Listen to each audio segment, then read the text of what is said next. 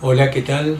Hoy es 8 de octubre, hace horita nomás, estuvimos siguiendo las elecciones de Venezuela. A ver, si uno tuviera que hacer una pequeña síntesis de lo que fueron las elecciones de Venezuela, más allá de toda la conjetura de fraude, que no fraude, lo que ocurre es lo siguiente. Primero y principal, no nos olvidemos que Chávez está en el poder desde hace mucho tiempo.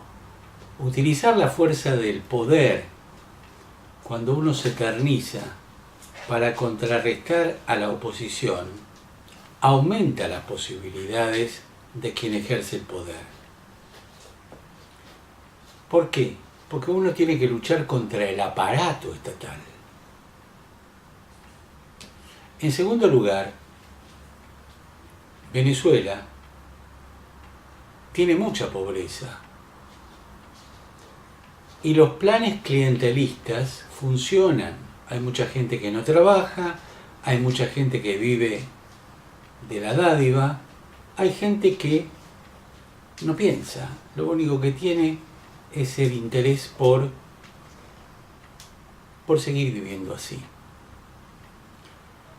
Desde la óptica de uno, que está formado en la clase media, que está formado en el trabajo, en el esfuerzo, en el estudio, a veces que no podemos encontrar razones a personas que piensan así.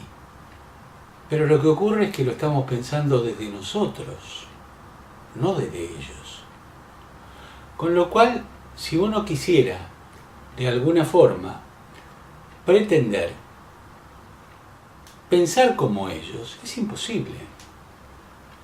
Esta es una realidad que el gobierno argentino conoce muy bien.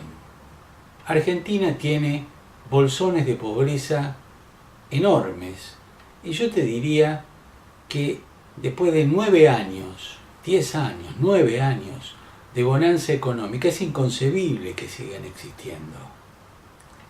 Sin embargo, ¿por qué existen? Porque son clientelistas. Y ese clientelismo no es nuevo. Viene debajo del brazo del peronismo.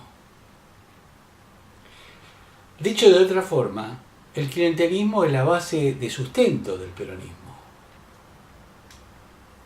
Peronismo, cristinismo, kirchnerismo, como le quieras dar vuelta, pero la raíz, el engendro de la cosa es la misma.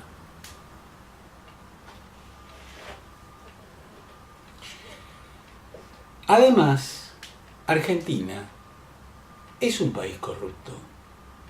Pero no es corrupto porque sus gobernantes sean corruptos, sino también porque toda la sociedad se ha impregnado de esa corrupción.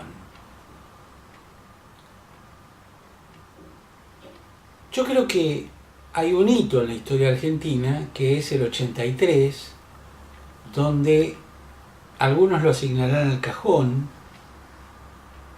que quemó a Herminio Iglesias y que hizo para algunos perder a Luder las elecciones contra Raúl Alfonsín, pero en ese momento la Argentina votó por valores.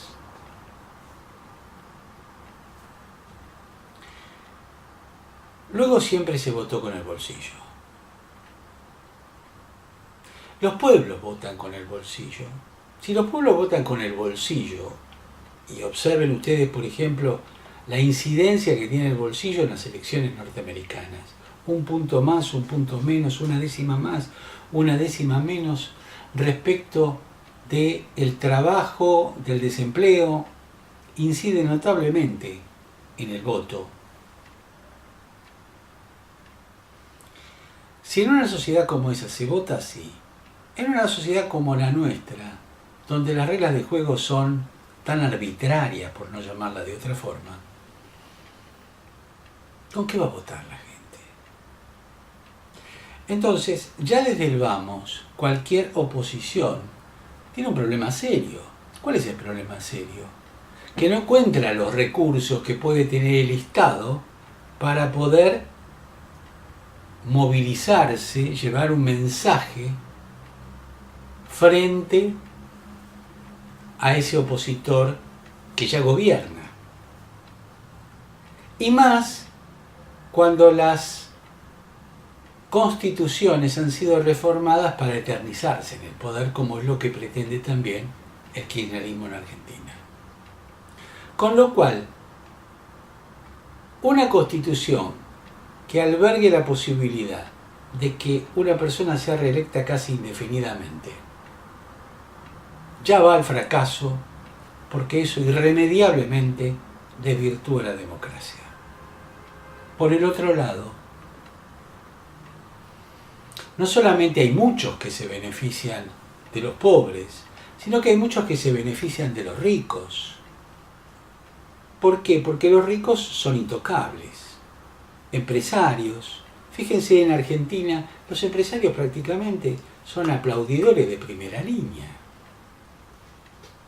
¿Qué le falta al gobierno nacional para ir por más, por ese todo que anunciaron?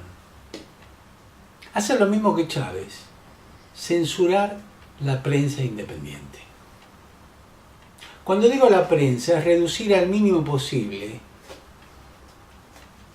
a un grupo multimedios como Clarín. Bueno, eso está muy próximo.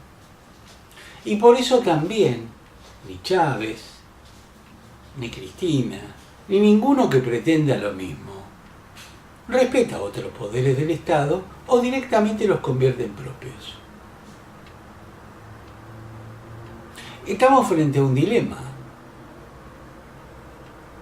Se aproximan, como yo ya lo mencioné antes, si mal no recuerdo fue en agosto, se aproximan, para ser más preciso creo que fue el 13 de agosto, se aproximan meses duros hasta fin de año. Va a ser complejo que la ley de medios no se aplique el 8D. Porque este gobierno no respeta. Porque quiere todo y porque va por todo. Una diferencia importante que existe también respecto de Venezuela, entre muchas, es que la clase media aquí es muy grande. Pero cuidado, es por eso que también la clase media está siendo objeto de tantos desprecios, de tantos sinsabores, de tantas cosas que van por ella también.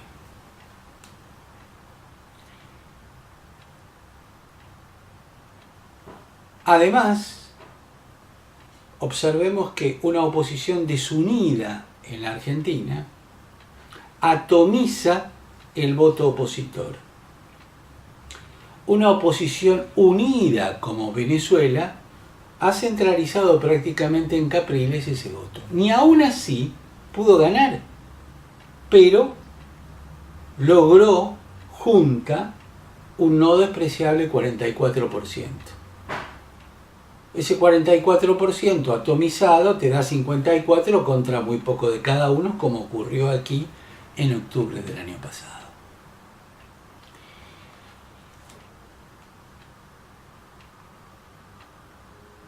Y luego de estos meses viene el verano, vienen las, entre comillas, vacaciones.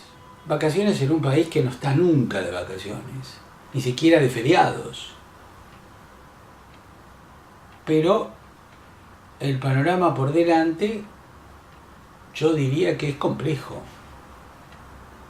muy complejo. Muy pocas chances de que haya una marcha atrás. Es decir, cuando yo veo que por Twitter se habla de que somos la clase media, que esto, que aquello, que lo otro, sí, está bien, está muy bueno para darnos fuerzas. Pero evidentemente hay que estar muy atentos. ¿Por qué? Porque nuestra libertad sigue estando en juego. Chao, hasta luego.